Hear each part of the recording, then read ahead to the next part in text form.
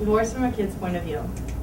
Divorce or dissolution of marriage is the final termination of marriage, canceling the legal duties and responsibilities of marriage, and dissolving the bonds of matrimony between married persons. So what about the kids? This is my question today. Divorce has become very popular over the past couple of years, and what people seem to forget and neglect is how it affects the children. Now, I'm a kid, and I come from a divorced family with a remarried mother. I understand what it's like to have a stepdad, and I also understand what it's like just to have parents that fight all the time. When I was little, I always had to deal with the struggle of being a 9-year-old and being shipped back and forth from dad's house to mom's house, from dad's house to mom's house. I understood the struggle of being yelled at every time I would forget to take something to the other house, because I only had one set of everything, so if you forget something, you have to go get it.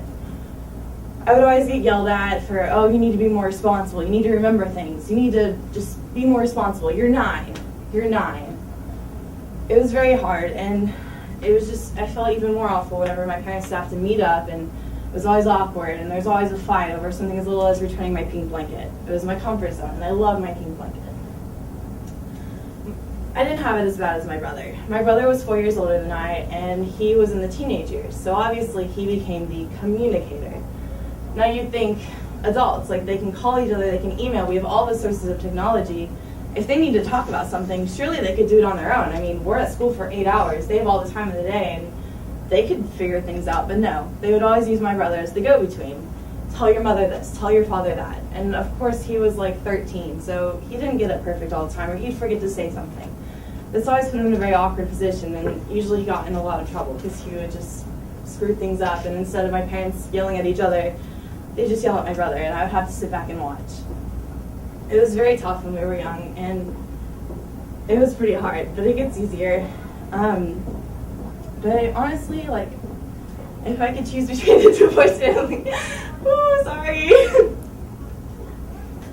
Honestly, if I could go back and choose whether I wanted a divorced family or a unified family, I don't know which I would choose. One of the blessings that came out of the divorce is the now close relationship that I have with my brother.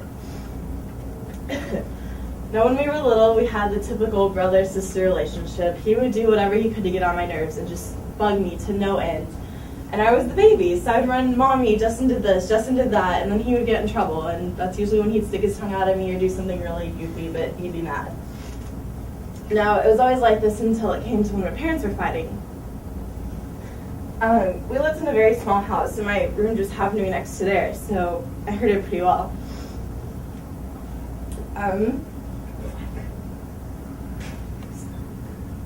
We lived in a very small house, and I could always hear my parents fighting. And it was pretty awful a lot of the times. They would throw things, yell. My brother's room was furthest from there, so I'd usually quietly walk up and knock on the door and ask if I could come in. And we didn't really get along, but he always understood, so he would let me come in. And I would just quietly sit there, and I wouldn't do anything to bother him because I never wanted to get kicked out. And but really, this is how our relationship came to be, because this is what introduced me into Pokemon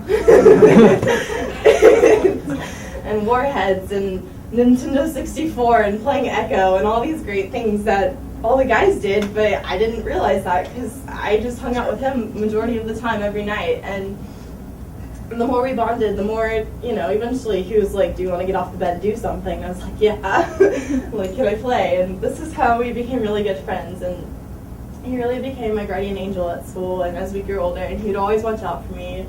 He'd always take care of business with guys behind my back whenever I didn't know, and I didn't really like it, but now I look back and I'm like, he really cared for me, it may have been really annoying then, but he really loved me. And it was like this, and things were great until my 8th grade year when he graduated, and it was really hard. Because he was my best friend and he'd always been there for me. We'd always talked about our parents, dealt with our parents, he'd always taken care of things between them, and I had never had to do anything. And then he graduated, and it was just I felt like I had been left, I was abandoned. But I had a new outlook because I was going to a new school. Freshman year, I was going to go to Oak Ridge. I was going to be independent. I was 14. I knew everything. I was going to be okay. Or so I thought. I was so wrong, and I didn't even realize that. But until I had to start making friends, and then I was the communicator for my parents, and it was so hard, and I never realized how much I missed my brother. But he was really a guardian angel for me, and that's something that may have never happened if my parents had never become divorced. We probably never would have gotten along. We don't really have anything in common.